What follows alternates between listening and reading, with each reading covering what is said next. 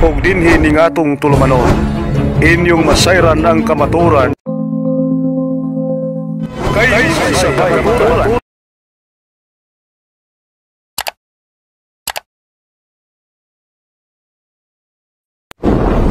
Samantalang ako, nagkordero lang ng Diyos, flip-top na tubod! Kordero ng Diyos na nag-aalis. Kumana na. Kaya pala, may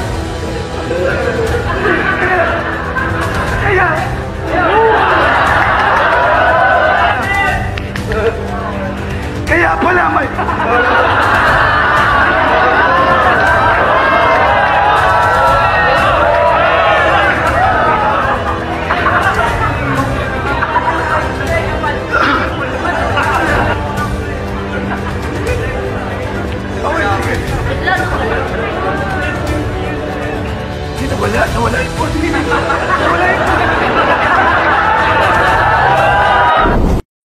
Kumusta? Welcome. Ito yung lingkod, Brad Wendell Talibong. Tatalakayin natin ito. Nag-viral ito, mga kapatid. Matapos ginawa niyang katatawanan ang kordero ng Diyos. Na ito ay awitin at napaka-banal na panalangin ng simbahang Katoliko bago tayo tatanggap sa komunyon, di ba? At ito, ginawang katatawanan talaga. Ay, balik natin, ha?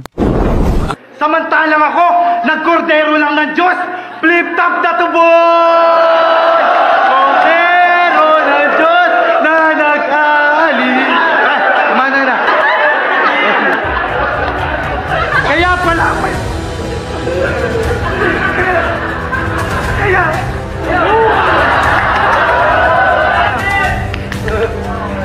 Kaya pala may...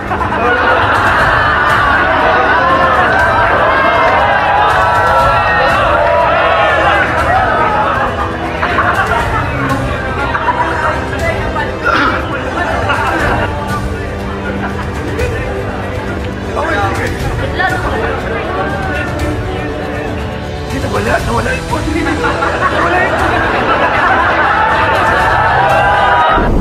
So, biglang nawala ang buses niya. No? Nung para bang nilalait niya at ginawang katatawanan sa flip-top na ito ang kordero ng Diyos, mga kapatid. No? At umani ito ng iba't ibang mga komento din. Na-share namin ni Father Darwin. Umani ng iba't ibang komento. Magandang araw po mga kapuntos, at sa araw na ito po meron po akong tampok na video para sa inyo at sana ay magustuhan ninyo. Kaya sa mga bago pa po sa aming channel, please po don't forget to hit the subscribe button at ang notification bell para maging notified kayo sa bawat video na ilalabas ko sa channel na ito. At bilang kahilingan po ng punto por punto team at naway maintindihan po ninyo, sana po wag nyo pong i-skip yung mga ads sa aming mga video. Sa maliit na bagay na po na yan, malaking tulong po yan sa ating programa at sa ating ministry. Sana po maunawaan po ninyo. Maraming salamat po, kaya wag na po natin patagalin. Simulan na po natin.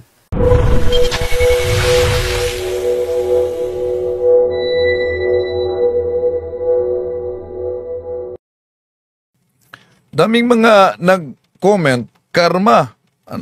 Una, yung karma, hindi yan pananampalataya ng Kristiyano. Tandaan ninyo yan. Sa occult, sa mga pagano yan. At unang Korinto, Kapitulo 10, versikulo 20, ang mga pagano ay sumasamba sa demonyo at hindi sa Diyos. Ito ang bahagi na naging viral matapos ginawang katatawanan yung kordero ng Diyos. Ito. kay Enigma, pero palagi kang tinataboy. Samantalang ako, nagkordero lang ng Diyos, flip top na tuboy! Kordero ng Diyos na nag-aalis. Mana na. Ayan na, di ba? Sa awit niya ng kordero ng Diyos na nag-aalis, di niya tinapos, nag-aalis ng kasalanan sa buong sanlibutan. Ang mabasa natin yan, yung parang ginawa niyang katatawanan sa Juan Kapitulo 1, versikulo 29. Ito ang mabasa natin. Kinabukasan, nakita ni Juan si Jesus na malapit sa kanya.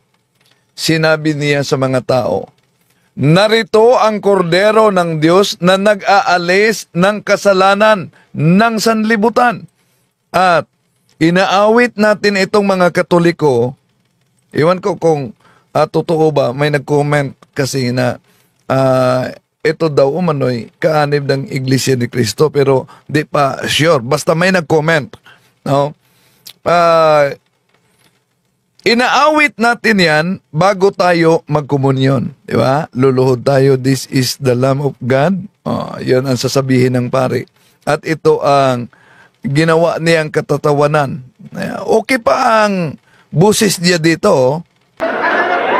Ilang beses kang humingi ng battle kay Enigma, pero palagi kang tinataboy.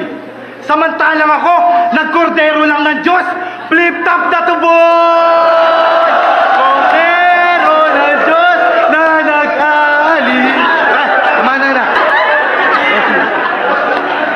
Kaya pala, Ayan. Dito na, nagsimula. Nawala na ang kanyang busis dito.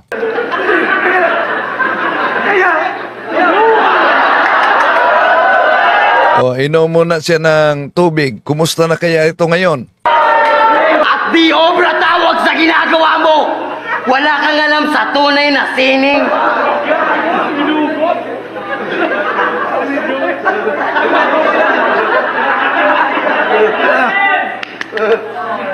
Kaya pala may...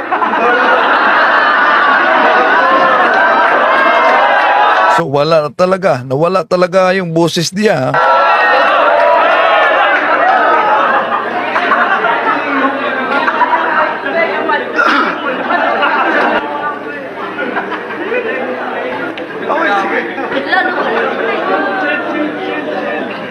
Nawala yung boses. Nawala yung boses. Nawala talaga yung boses niya, no? Matapos inawit niya at ginawang katatawanan ang kordero ng Diyos. Kahit pa uminom na siya ng tubig dito.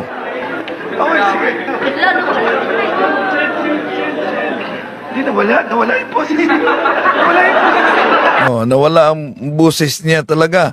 So, ang ginawa niyang katatawanan itong sa Juan Kapitulo 1, versikulo 29, na sinabi niya sa mga tao, narito ang kordero ng Diyos na nag-aalis ng kasalanan ng sanlibutan. At may babala na ang banal na kasulatan kung sakaling gagamitin. Alam naman natin sa simbahang Katoliko, ang korderong ng Diyos na nag-aalis sa kasalanan ng sanlibutan, walang iba. Ang ating Panginoong Hesukristo, at ang ating Panginoong Hesukristo ay Diyos. No?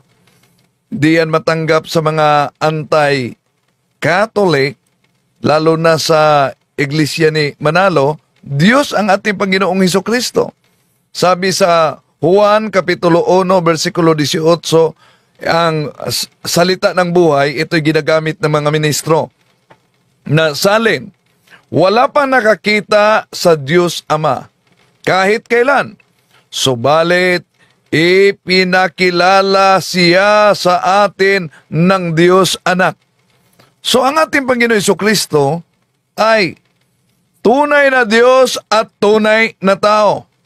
Dual nature siya, both human and divine.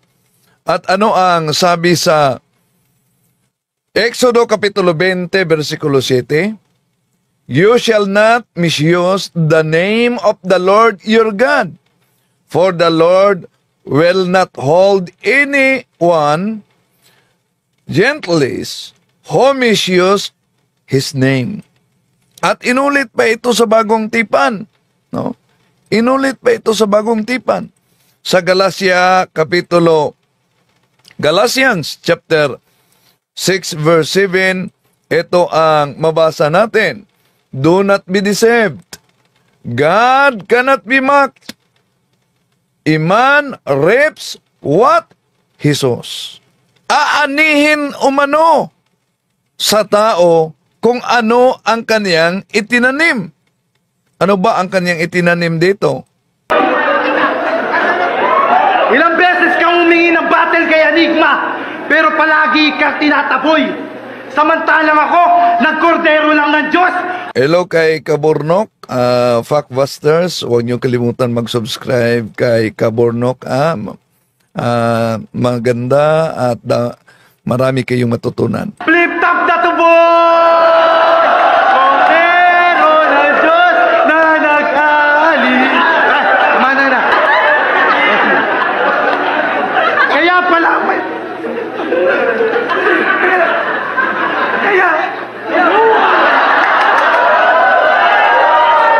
At di obra tawag sa ginagawa mo.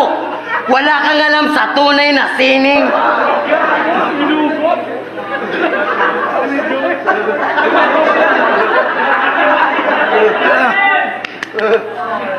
Kaya pala may...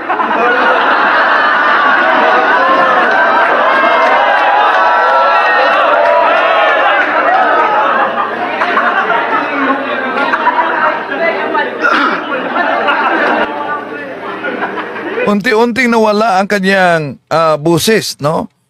Dito, sabi niya, parang di na lumabas talaga. Oh, ito. Hindi, nawala yung boses. Nawala yung boses.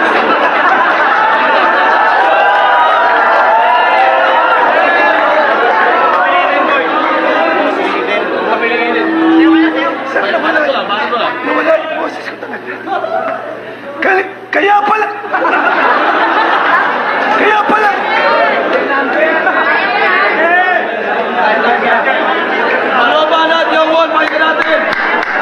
Patay ka na! Wala talaga ang busis niya, no? Oh. Pagkatapos, parang ginawang katatawanan lang yung kordero ng Diyos. Bago tayo magtalakay sa mga pagsagot sa ating mga kapatid sa iba yung pananampalataya, acknowledge muna natin ang mga pumasok ngayon sa ating comment section. Welcome sa lahat nating mga pumasok. No? Ito po mga pumasok natin. Kauna-unahan si Ricami Piedad. Si Ricami, di pala ito Katoliko noon, pero sa pagsubaybay, siya yumakap sa simbahang Katoliko. O bumalik simbahang Katoliko. Welcome, kapatid. Si Saint Oscar Romero, sa lahat ng mga pumasok, Alberto Realista, Edgar Dupael, hamakin niyo ang lahat, wag lang ang Panginoon. Sabi niya, naalala niyo ang Hollywood, si Duterte, si Kibuloy, marami pang iba. So, welcome. Kaburnok, Factbuster, si Ferds, Ilocad Ferds, at sa lahat natin mga kapatid na sumusubaybay sa ating live streaming ngayon. No. Si Elio Reza Gaspar, ano to? Babor. Hello. Maayong gabi, Bro Wendell. Sa lahat natin mga kapatid na sumusubaybay, tingnan natin. Ito pala ba? Din sa pananampalataya at katwiran, marami palang mga sumusubaybay sa atin. Si Mary Soelo, kumusta? Mantikaw. Oh, salamat sa pidadala mo sa akin ha. Maraming salamat. Kita-kita tayo ngayong 22 sa Nobyembre. O sa gustong magsali ng Bible study diyan sa Corpus Christi. No? Sa lahat at mga kapatid na sumusubaybay, welcome. Sandali. Hanapin ko yung mga pangalan na ibinigay nila. No? Sa mga nagsubaybay sa atin. Saan ba yun? Oh. May sulat pala dito. May nagpadala ng sulat.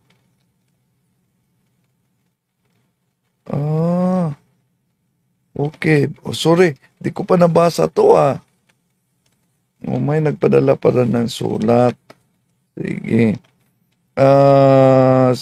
Si Rina Caniete sa hall. Si Joanna Chica Babor. Si Mary Rena Albertina Sabrido. Oh, sa lahat ng mga kapatid natin diyan sa Corpus Christi. Oh, welcome po sa inyo mga kapatid. Okay. So, balik tayo mga kapatid sa ating pagtalakay kaugnay. Yan, pinakita lang natin nag-viral itong ginawang katatawanan niya ang kordero ng Diyos. Ngayon, sa puntong ito, ating sasagutin yung propaganda ng Iglesia ni Cristo kay Manalo na kung maalala ninyo sa mga debate kahit na diyan sa kanilang propaganda, ang simbahang Katoliko daw itinatag ni San Ignacio ng Antioquia. Eto. Si Cristo si Ignacio. At tinawag na Iglesia ni Cristo, si Cristo Katuhok, Iglesia Katolika, si Ignacio.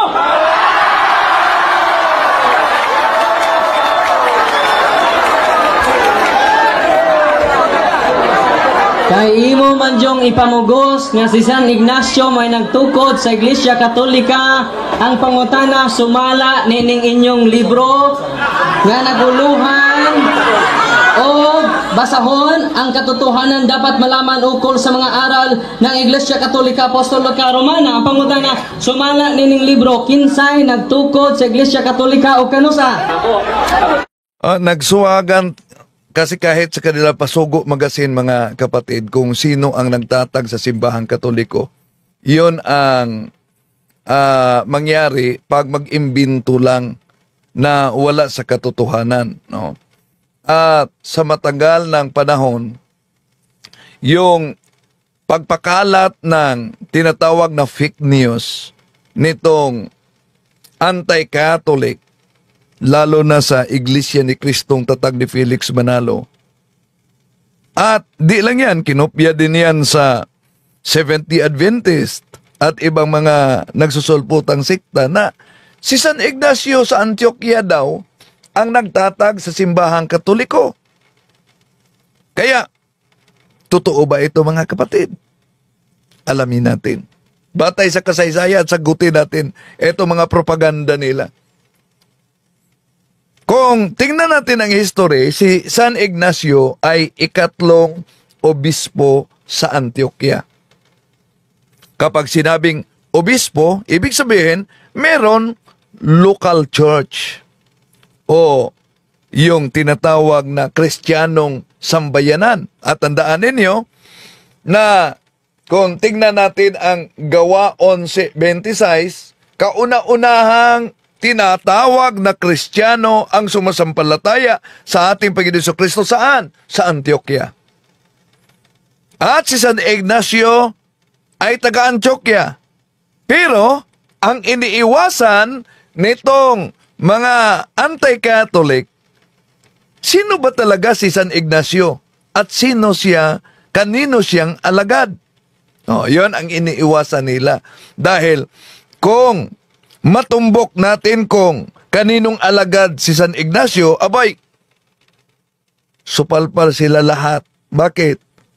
Dahil pinatunayan nila sa bawat paggamit nila kay San Ignacio, mga kapatid, pinatunayan nila ng simbahang Katoliko ay tunay na iglesia.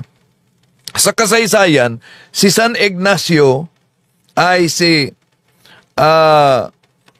pinalitan niya yung obispo na si Saint Evodios.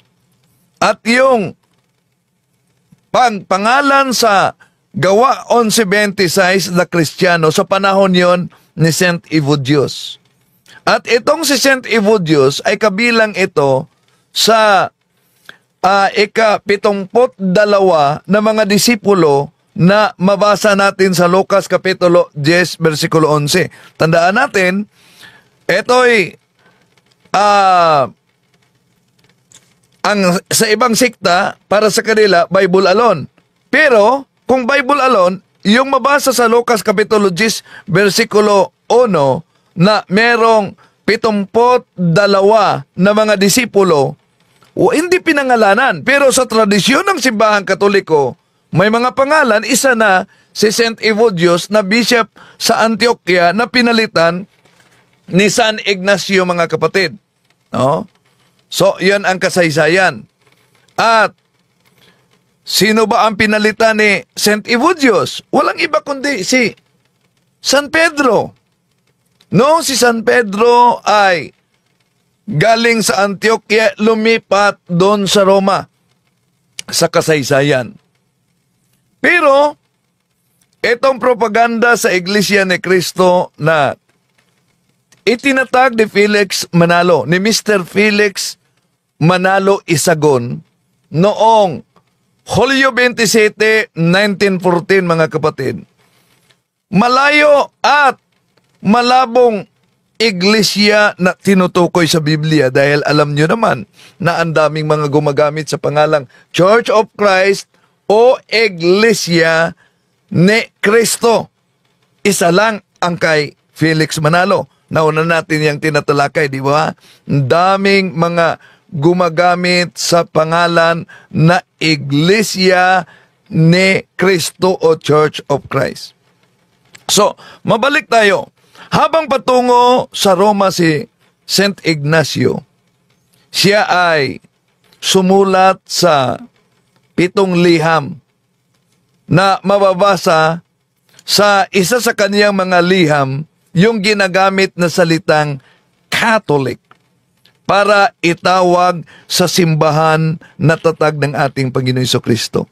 No? Ang sabi niya sa sulat niya sa taga Esmerna noong taong 107 Anno Domini, sabi sa kanyang sulat, "Whenever the bishop shall appear, there let the multitude of the people also be, even as wherever Jesus Christ is, there is the Catholic Church." Kung mapansin ninyo, kahit Baptist at ibang sikta, mga kapatid, ang grupo ng Seventh-day Adventist, dahil alam nila na Katoliko talagang totoo, kaya sila din ay nag-claim na Catholic daw sila. Catholic. Bakit Catholic daw sila? Dahil sila daw lumalaganap din. Kaya therefore Catholic din daw umano sila dahil lumalaganap sila. Pero tingnan natin ang mabasa, mga kapatid. Ano ang mabasa diyan sa Gloriae Encyclopedia Volume 5, page 106? Catholic Church, Greek Catholicos Universal. Term generally applied to the divine society founded by Jesus Christ and endowed by the outpouring of the Holy Ghost on the day of Pentecost. Hence often called Roman Catholic. Ano daw? Ang Catholic term generally applied to the divine society founded by Jesus Christ. At kung mapansin ninyo, itong mga iglesia ni Kristong Tatag ni Felix Manalo, ginagamit nila ang mga aklat Katoliko, pinagchap-chap nila. Pero iyon ang dahilan kung bakit natin sasagutin sila, mga kapatid, sa paulit-ulit din nila natuligsa. At tandaan natin, ang turo ng mga ministro ni Felix Manalo, pag kontra-kontra ang aral, ano daw? Napakaraming kontradiksyon. Kaya pag kontra-kontra, mali ang aral. Labag sa Biblia, kaya hindi po, ito tanong, hindi po, yan po ba ay masasabi nating tunay na relihiyon? Matatalino po kayo eh. Oh, pag nagturo ng kontra-kontra, mga kapatid, yon, hindi daw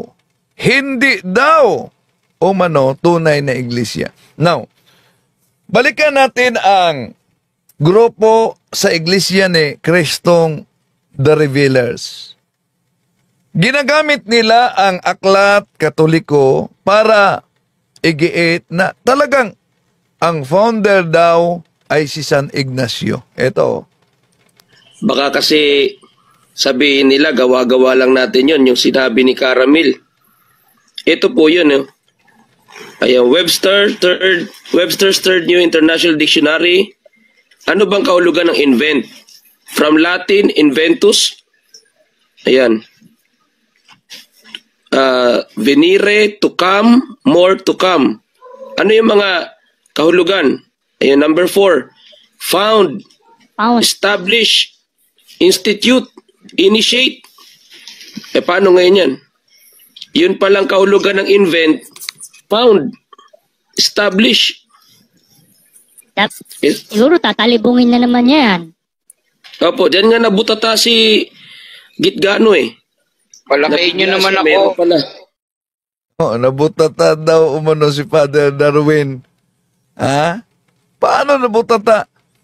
Nabasa lang din niyo ang salitang invent sa diksyonaryo. Pagkatapos, gustong ipalitaw nila na si San Ignacio ang nagtatag sa simbahang Katoliko. Nako, paano niyo i-reconcile itong Pasugo magazine ninyo? Pasugo, Marso-Abril 1987, page 4 ni Phil John Fuentes. The Catholic Church, therefore, and I strongly assert this, exists not because it was founded. Oh, aral pala nila yan. Na ano ang sabi? Panay nilang sinasabi na ang simbahang Katoliko'y itinatag ni San Ignacio. Pero ang sabi sa kanilang pasugo, ang simbahang Katoliko umano ay umiiral hindi dahil ito'y naitatag. Oh. Paano nila yan i-reconcile? Pagkatapos, yung sabi ni Barba, mga kapatid, na si San Ignacio ang founder ng simbahang Katoliko. Hindi. Kailan? 110 Anno Domini. 107, 110 Anno Domini. Kung iyon ang kanilang propaganda. Ang tanong, kung yun talaga ang kanilang turo, 110, 107, 110, itinatag ang simbahang Katoliko. Paano nila i-reconcile itong nakasulat sa kanilang Pasugo magazine? O ito, sabi ni Phil John Fuentes, I have nothing against the fact that the Catholic Church, which exists to this day, could be traced back from the 1st century. Ano daw? Di daw niya matutulan ang katotohanan na ang Iglesia Katolika na nag-exist ngayon, umiiral ngayon, ay maipabalik sa unang siglo. Paano nila i-reconcile na ang simbahang Katoliko ay itinatag daw umano ni San Ignacio, second century na yan. Kung second century yan, paano i-reconcile nila na ang simbahang Katoliko ay umiiral na sa unang siglo? Kaya, yung binasa ni Parba sa Aklat Katoliko, minadjik nila yon. Matod sa ilang libro, kisay giimbento sa pangalang Katolika. Usbon ko. Yeah? It was first used by Saint Ignatius. Catholic is the ancient name by which the Church of Christ has been known for 19 centuries. It was first used by Saint Ignatius, Bishop of Antioch in Syria. Pagkatapos, the church founded by Christ is here for the first time called the Catholic Church. O, so nabasa ha? Diba? Anong sabi? The Church of Christ is here for the first time called the Catholic Church. Di ba yan naunawaan ng mga ministro, mga kapatid? The Church of Christ is here for the first time called the Catholic Church.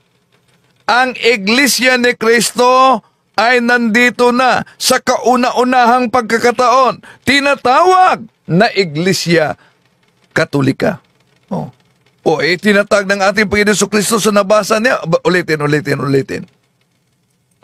Matod sa ilang libro, kisay giimbento sa pangalang Katolika. Usbon ko. Yeah? It was first used by Saint Ignatius.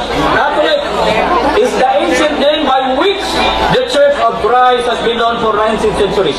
It was first used by Saint Ignatius, Bishop of Antioch in Syria. Pagkatapos, the church founded by Christ is here for the first time called the Catholic Church. So, nabasa niya. The church founded by Jesus Christ for the first time called Catholic Church. Ngayon, si San Ignacio, kanino ba siyang alagad? Natataranta nga sila nang nabasa ko ang Pasugo magazine nila, mga kapatid. Ha? Kaninong alagad si San Ignacio? At bakit kailangan tayong gagamit ng Pasugo magazine? Una, ayon sa kanilang Pasugo magazine, ito, Pebrero 1961 sa pahina 1, Pangulong Tudling, nalalantad ang kabulukan, kaya ayaw ng mga referensya. So, pag ayaw ng referensya, malalantad daw ang kabulukan. At di lang yan, mga kapatid. Ano ang mabasa sa Pasugo, Pebrero 1977, page 7? Ito sinipi nila ang aklat ni Robert. Ang palusot dito ng mga ngaral ng INC, hindi naman yan aming aral. Sinipi lang. Kotisyon. Una, sinagot ba yan ni Tomas Katangay na hindi totoo na si San Ignacio at si Santo Policarpio ay mga alagad, mga disipulo ni Saint John Apostle? Ito mabasa sa kanilang Pasugo magazine. The author of What Think Ye of Christ made a sweeping conclusion that those who deny the alleged deity of Christ are heretics. After the New Testament times, many heretics arose who denied the doctrine of the deity of Christ. These false teachers were denounced by the believers like Ignacio 110 Anno Domini and Polycarp, who were followers of the Apostle John. See? Nasa Pasugo magazine nila yan. Pero nang nabasa ginamit natin, natataranta sila. Kung kaninong alagad si San Ignacio, alagad siya ni San Juan Apostol kasama si Santo Policarpio. Saan yan mabasa? Ito, research naman pag may time. Kasama na Sige pala. nga, sige nga. Sige nga, ano yung bala niya, Kuya Robin? Ano yung bala niya? Biblia ba? Sige nga. Oh, ayan. Nasa pasugo nila ang ginamit natin, pero para lang makalusot, pinagtatawanan nila, anong bala, anong bala? Biblia ba? Referensya. Anong sabi ng pasugo magazine ninyo? Malalantad ang kabulukan, kaya ayaw ng mga referensya. O, pag maipit, diferensya na. O, tuloy natin mga kapatid. Eto mga kapatid. Pasugo, Pebrero 1977, 7.7 Tagay. Pasugo, February 1977. Mga researcher So may mga researcher sila. Binanggit pa niya, Pasugo 1977. natin, Pasugo daw, February 1997. Bakit 1997? Binanggit na nga niya, Pasugo 1977, pagkatapos ipahanap, Pasugo 1997. Balik natin. 1977. Mga researcher natin, Pasugo daw, February 1997. Screenshot lang natin. Screenshot lang nila umano. Sagutin natin ito. Sagutin nila. Natataranta na. The author of What Think Ye of Christ made a sweeping conclusion that those who deny the alleged deity of Christ are heretics. After New Testament times, many heretics arose who denied the doctrine of the deity of Christ. These false teachers were denounced by believers like Ignatius, 110, Anno Domini, and Polycarp, who were followers of the Apostle John. Yan, napansin po ninyo kung ano yung Balik mo doon, Kuya. Napansin nyo? So natataranta sila dito. Napansin ba ninyo ang Pasugo Magazine?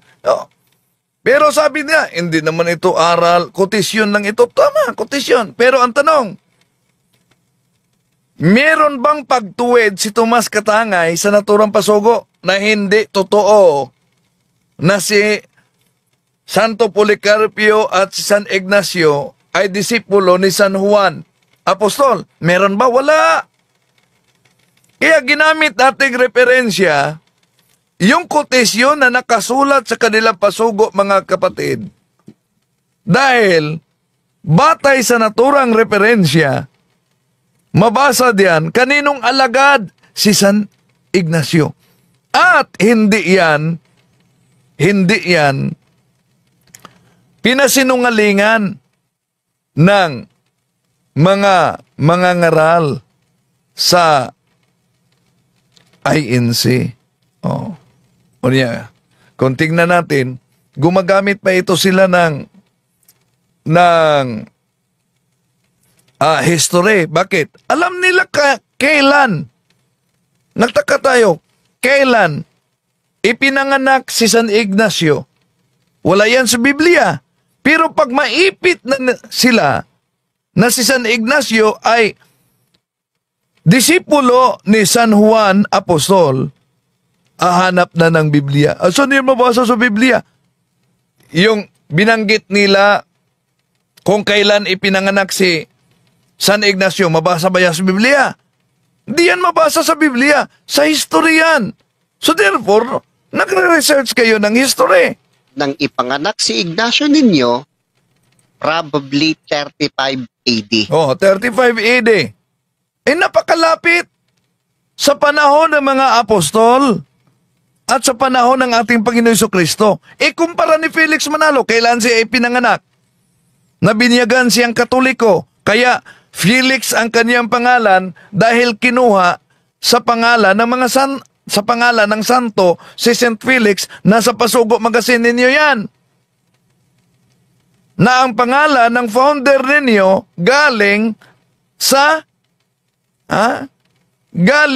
santo ng simbahang Katoliko. Okay, tuloy natin.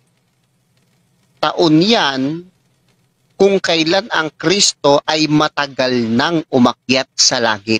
Kung yun ang argumento nila na taong 35 Anno Domini ipinanganak si San Ignacio, taon yan. Kung saan matagal nang umakyat. Kahit pa sinabi nilang matagal umakyat, ang ating Panginoon Jesucristo mas malapit sa panahon, sa pag-akyat ng ating Panginoon Jesucristo at sa panahon ng mga apostol, kumpara ni Felix Manalo, na ikinikilala nilang last messenger daw. Oh.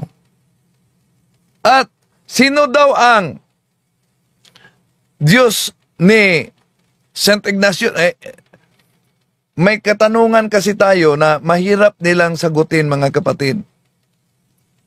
Ang tanong natin, kung si San Ignacio ay hindi alagad ni San Juan Apostol, kanino siyang alagad?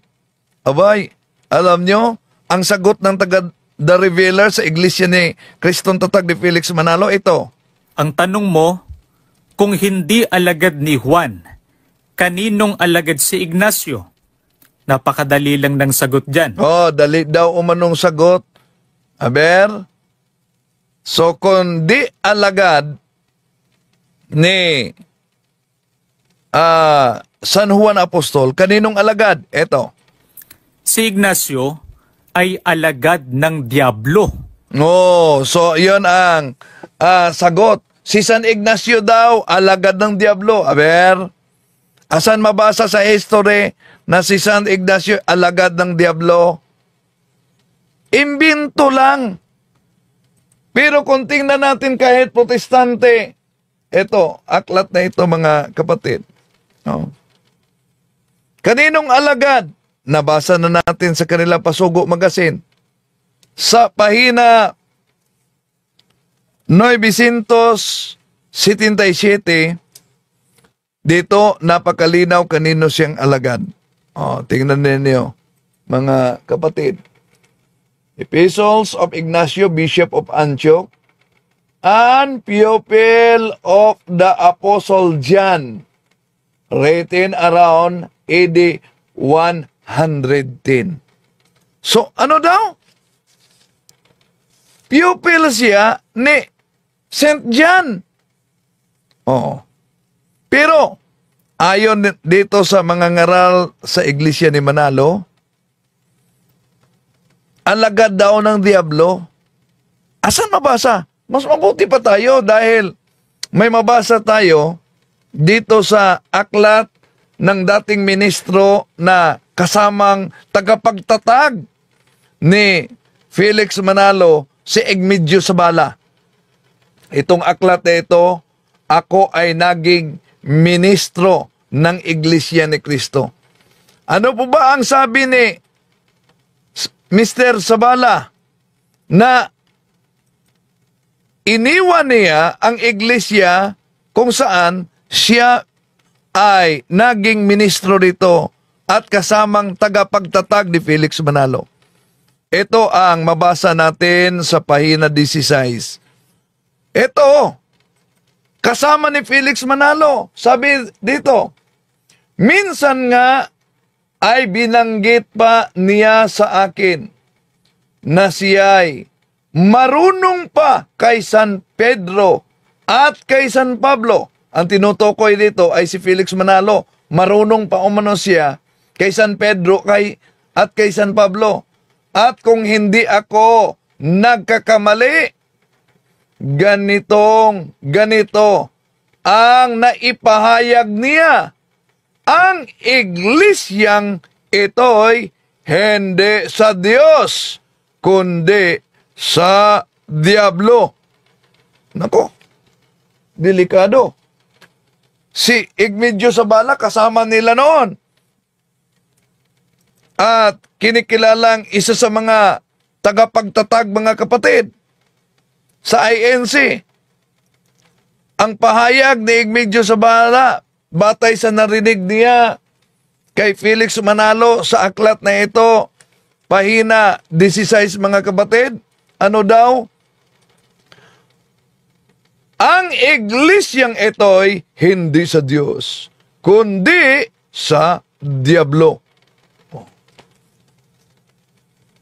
Yun ang may batayan tayo, pero sasabi nilang si San Ignacio daw ay, ano? Kaninong alagad si Ignacio? Napakadali lang ng sagot dyan.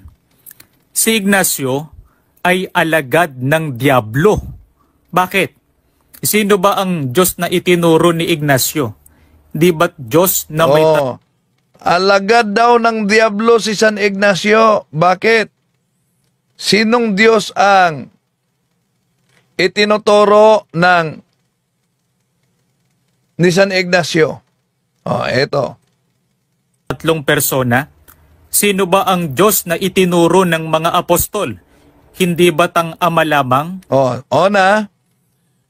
Etong mga ngaral ni Felix Manalo, ang giit nila, Bible alone. Pero, yung mga pahayag ay, wala naman sa Biblia. Halimbawa, sino ba ang itinuturo daw ng mga apostol na Diyos? Di ba ang Ama lamang? May mabasa ba sa Biblia na ang Ama lamang? The Father alone? Totoo naman na may iisang Diyos. Pero, kung ang doktrina ng INC, yun naman talaga, walang pagkakaiba sa kay Pastor Apollo Kibuloy, na merong iisang persona, ang Ama. Ang tanong, saan ba mabasa sa Biblia na may iisang persona, ang Ama? Wala namang mabasa. Kaugnay diyan, mga kapatid. Pero isa sa mga ginagamit nila para iputol-putol, itong Discourses of the Apostles' Creed. Kailan daw idiniklara ng simbahang Katoliko na ang ating Panginoong Jesucristo ay tunay na Diyos? At kailan daw idiniklara ng simbahang Katoliko sa konselyo nito na ang Espiritu Santo ay Diyos? Ito po ang babasahin ng mga ministro ni Felix Manalo, mga mahal na kapatid, sa pahina 206. It was not until 325 Anno Domini at the Council of Nicaea that the Church defined for us that it was an article of faith that Jesus is truly God.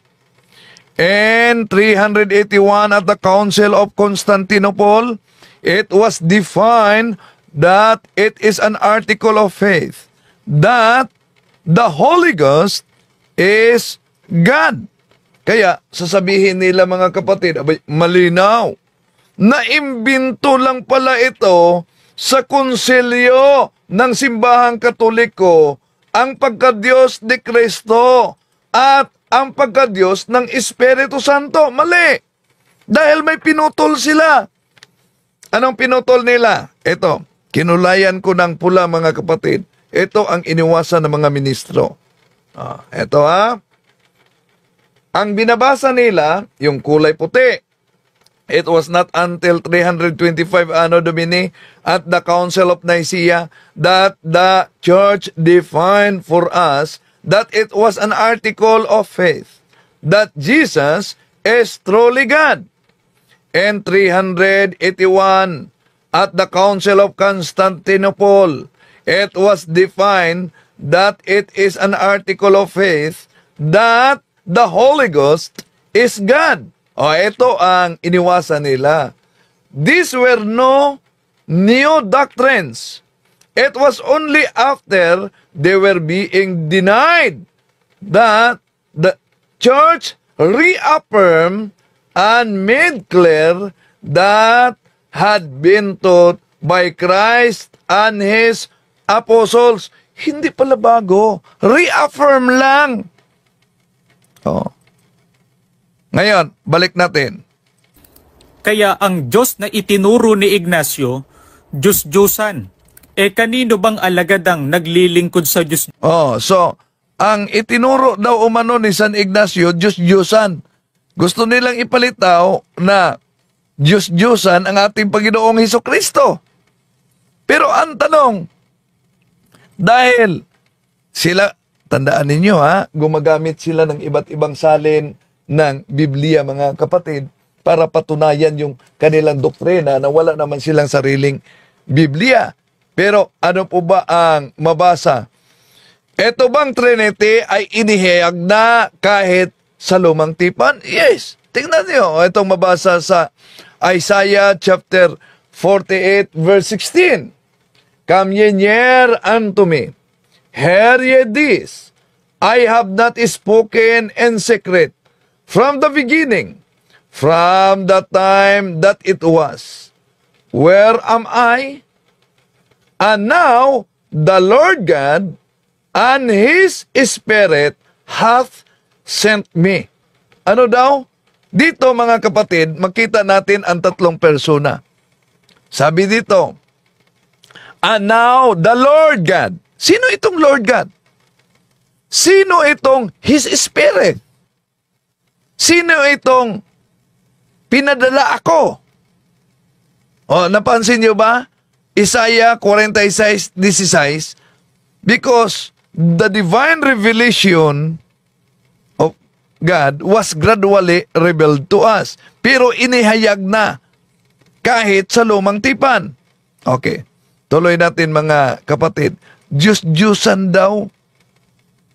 Kung Diyos-Diyosan, hindi tunay na Diyos. Ang tanong, ginagamit ng mga ministro ang Biblia na Amplified Bible. Sa Amplified Bible ba, di ba mabasa diyan na naihayag ang tatlong persona sa iisang Diyos? Ito, mabasa natin sa Genesis chapter 1 verse 26. Then God said, let us, close parenthesis, Father, Son, and Holy Spirit, make man in our image according to our likeness, not physical, but a spiritual personality and moral likeness, and let them have complete authority over the fish of the sea, the birds of the air, the cattle, and over the entire earth, and over everything that creeps and crawls on the earth. So, napansin niyo, let us, Father, Son, and Holy Spirit. So, sa lumang tipan pa lang, itong salin na Bibliang ginagamit nila mga kapatid, ay inihayag na ang nag-iisang Diyos sa tatlong persona. Ang ating Panginoong Hesus nga sa kaniyang binyag, Mateo Kapitulo 3, versikulo 16, 17, na ihayag doon ang tatlong persona, ang anak na tumanggap ng binyag, ang kalapati na banal na espiritu, at ang tinig doon sa langit. Yun ay ang Ama. At ginagamit din nila itong salin na ito, the voice. Ginagamit nila. Pero ano bang mabasa dito sa Matthew chapter 28 verse 19? Go out and make disciples in all nations, ceremonially wash them through baptism in the name of the Triune God, Father, Son, and Holy Spirit. Napansin niyo ba ang nakasulat? Singular, in the name. Name ha, hindi names. Name of the Triune God. Sino itong Triune God? Father, Son, and Holy Spirit. Oh. So, napakalinaw mga kapatid, na kahit binanggit ang tungkol sa bautismo o binyag, pero nandyan ang konsepto sa Trinity. Iisang Diyos sa tatlong persona. Dahil merong tatlong karakter na binanggit yan. ang Ama, Anak, at ang Espiritu Santo. Ngunit, iisang pangalan, singular name, not plural names. Pero bakit singular? In the name. Gayong tatlo naman ang binanggit na karakter o persona San Mateo Kapitulo 16, versikulo San Mateo Kapitulo 28, versikulo 19. Bakit?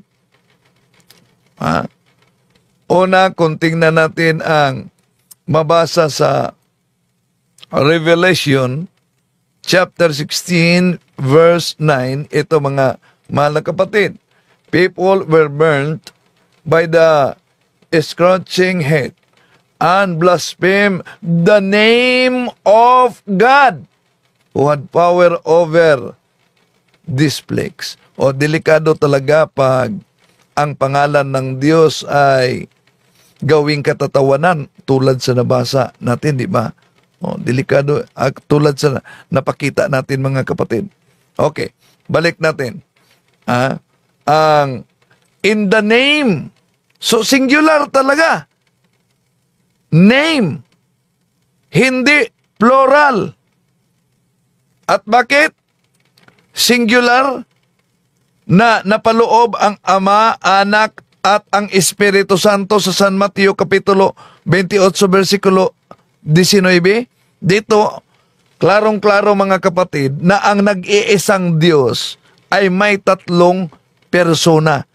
At ito'y tinatawag na Trinity, na di matanggap ni Kibuloy, di din matanggap ng mga Muslim at Iglesia ni Manalo at Saksi ni Jehovah. Pero ito ang kanilang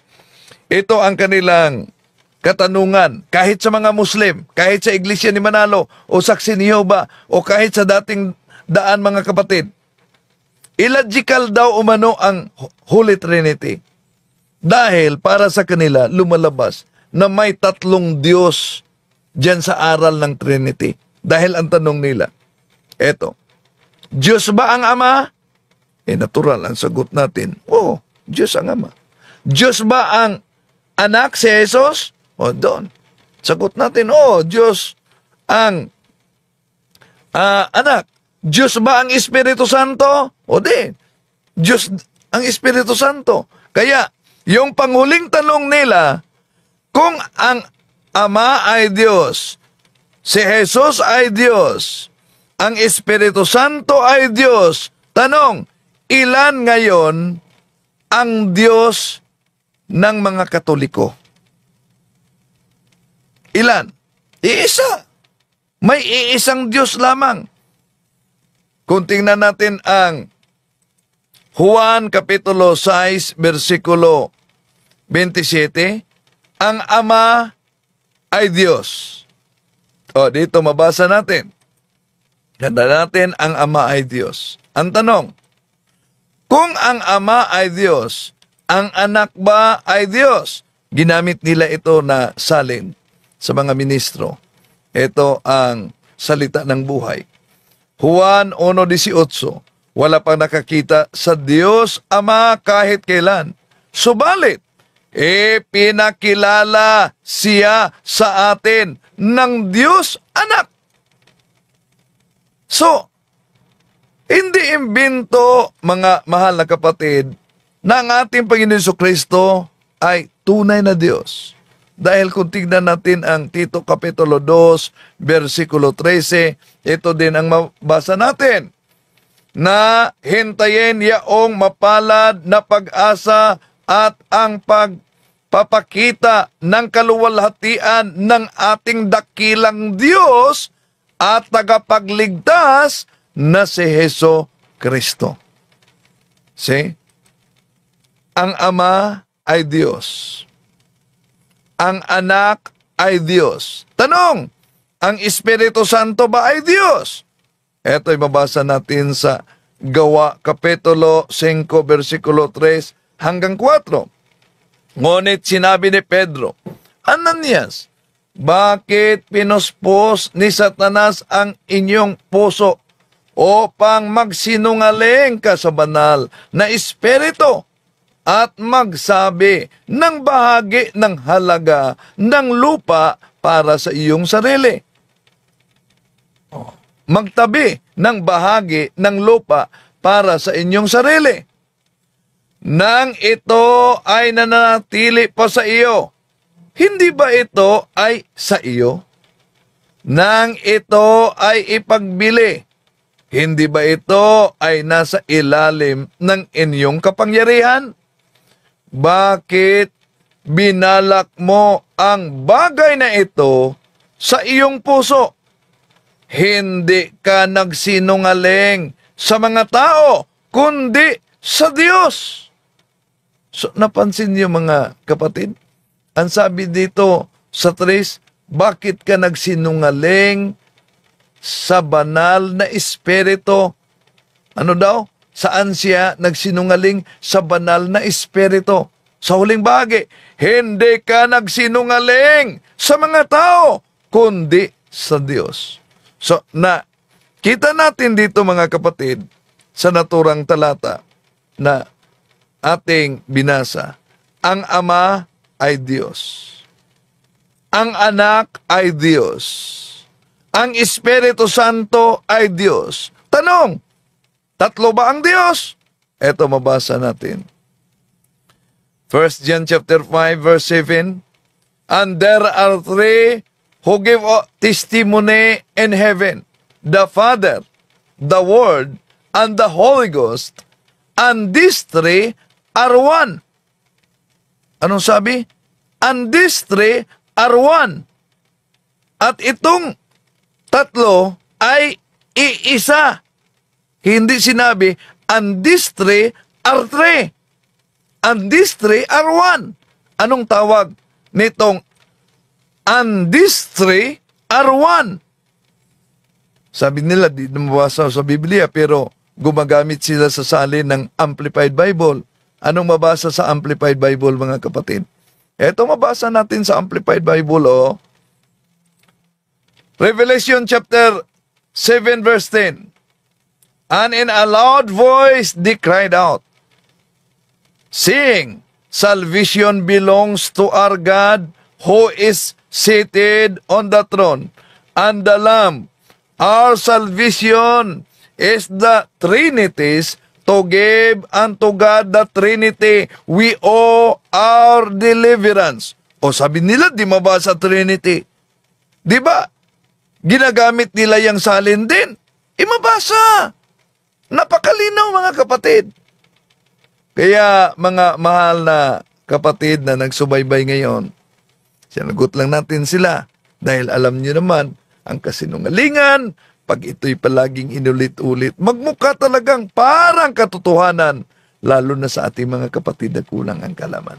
Maraming salamat po sa inyong pagsubaybay at kumusta na kaya itong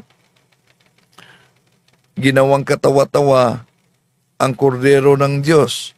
Nawalan talaga siya ng busis. Balik muna natin ito. Ilang beses kang humingi ng battle kay Enigma, pero palagi kang tinataboy. Samantalang ako, nagkordero lang ng Diyos, flip top na tuboy! Kordero ng Diyos na nag-aalis. Kumana na.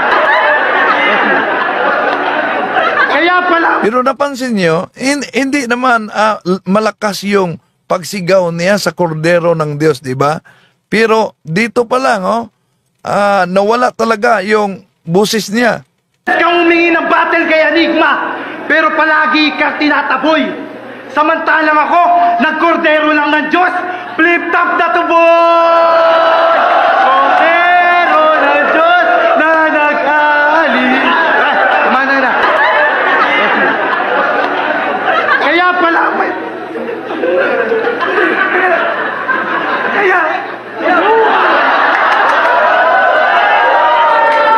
Di obra tawag sa ginagawa mo. Wala kang alam sa tunay na sining.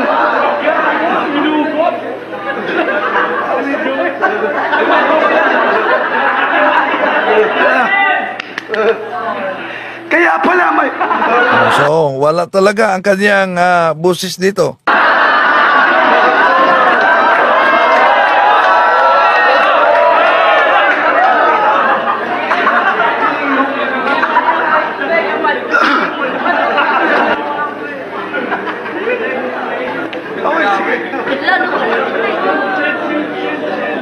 Hindi, nawala yung boses. Nawala yung boses.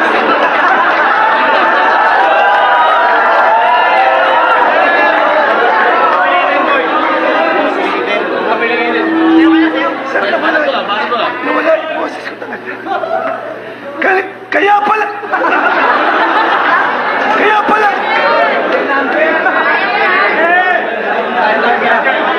Ano ba natin yung wall? Pakinggan natin. Patay ka na. Wala talaga busis niya. So, huwag niyong gawing katatawanan ang pangalan ng Diyos. Marami na ang gumawa niyan. At marami na tayong makitang may epekto talaga. Mga mahal na kapatid, tinatalakay natin ito hindi para masaktan ang damdamin, kundi sa pamamagitan nito, sana ito'y magiging gabay sa paghanap ng katotohanan. Maraming salamat sa inyong pagsubaybay. Hanggang sa muli, itong inyong lingkod, Brad Wendell Talibong. Ug inyo nang nabati ang mga kamatuoran dinhi ning atong tulumanon. Kay usay kamatuoran. Ako lang hinaot nga daghang kamog nakatunan. Daghang salamat.